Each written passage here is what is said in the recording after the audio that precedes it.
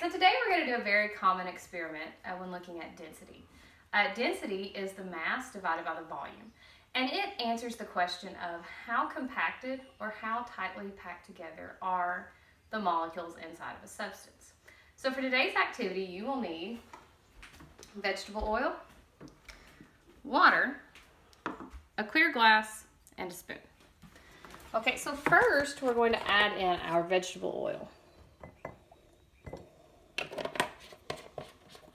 Okay. And next we're going to pour in our water. All right. So you will notice that the vegetable oil rises to the top and the water is at the bottom. Now, even though we had the vegetable oil in first, because vegetable oil is so much less dense than water, the water molecules are pushing the less dense vegetable oil up to the top. Okay, more dense things will sink, less dense things will float. Okay, so here, even if we try to mix these,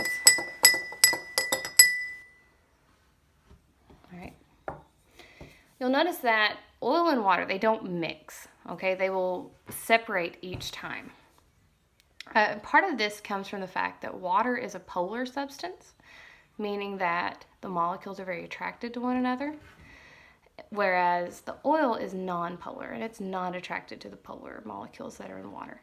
So this is why oil stays up at the top and water is at the bottom, because the water is pushing the oil molecules up. All right, so looking at our poster here, once again, density equals mass divided by volume.